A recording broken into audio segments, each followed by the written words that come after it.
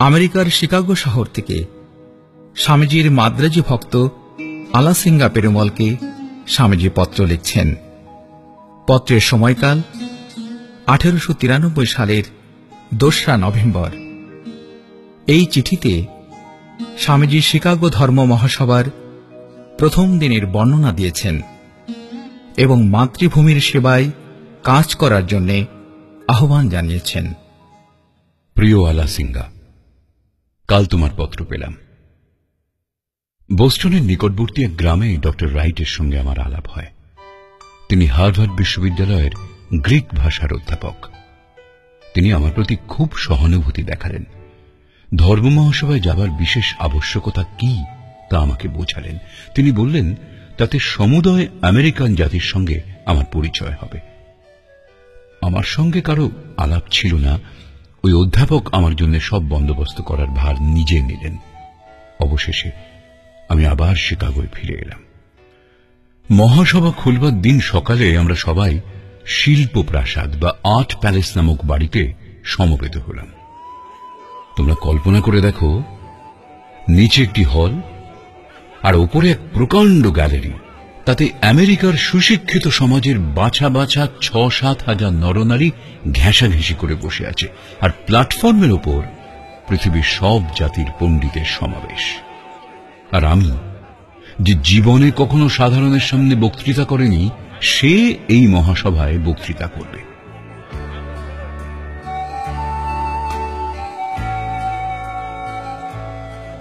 সঙ্গীত, বক্তৃতা প্রভৃতি অনুষ্ঠান যথারীতি ধুমধামের সঙ্গে সম্পন্ন হবার পর সভা আরম্ভ হল। তখন একজন একজন করে প্রতিনিধিকে সভার সামনে পরিচয় করিয়ে দেওয়া হল। তারা সকলেই বক্তৃতা প্রস্তুত করে এনেছেন। আমি নির্বোধ, কিছুই প্রস্তুত করিনি। দেবী সরস্বতীকে প্রণাম করে অগ্রসর হলাম। ডক্টর ব্যারোজ আমার পরিচয় দিলেন। আমার গৈরিক বসন শ্রোতাদের চিত্ত কিছুটা আকৃষ্ট করেছিল। আমেরিকাবাসীদের ধন্যবাদ দিয়ে এবং আরো দু এক কথা বলে একটি ছোট বক্তৃতা করলাম।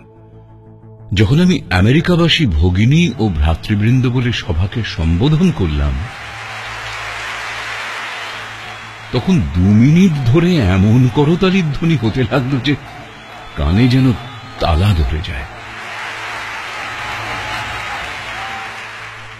তারপর আমি বলতে আরম্ভ করলাম। যখন আমার বলা শেষ হল, তখন হৃদয়ের আবেগে একেবারে যেন অবশ হয়ে বসে পড়লাম। পরদিন সব খবরের কাগজে বলতে লাগলো আমার বক্তৃতায় সেদিন সকলের প্রাণে লেগেছিল। সুতরাং তখন সমগ্র আমেরিকা আমাকে জানতে পারল।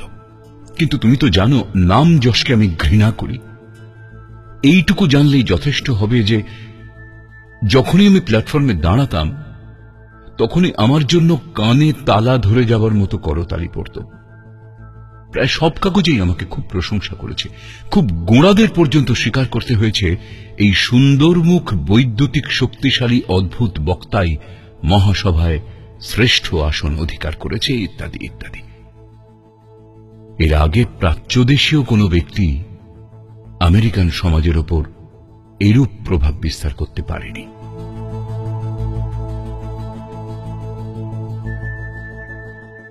আমি দিন দিন বুঝতে পারছি, প্রভু আমার সঙ্গে সঙ্গে রয়েছেন আর আমি তাঁর আদেশ অনুসরণ করবার চেষ্টা করছি। তাঁর ইচ্ছাই পূর্ণ হবে। এই পত্রখানি খেতড়ির মহারাজকে পাঠিয়ে দিও। কাজ করো, করে মরো, এই হল জীবনের সার। সাহস অবলম্বন করো। আমাকে দিয়ে ও তোমাদের দিয়ে বড় বড় কাজ হবে, এই বিশ্বাস রাখো।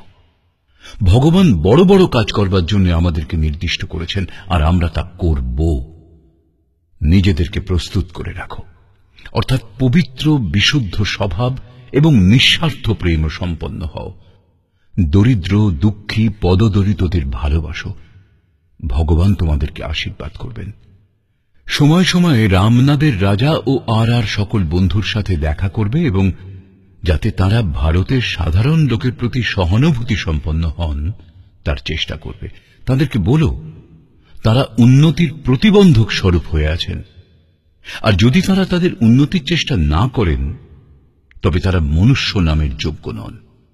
ভয় ত্যাগ করো, প্রভু তোমাদের সঙ্গেই রয়েছেন।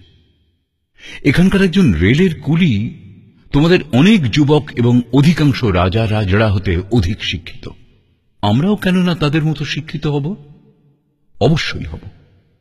অধিকাংশ ভারতীয় নারী যতদূর শিক্ষার উন্নতি কল্পনা করতে পারে, প্রত্যেকটি আমেরিকান নারী তা অপেক্ষা অনেক বেশি শিক্ষিতা। আমাদের মেয়েদেরকেও কেননা ঐরূপ শিক্ষিতা করব? অবশ্য করতে হবে। মনে করো না তোমরা দরিদ্র।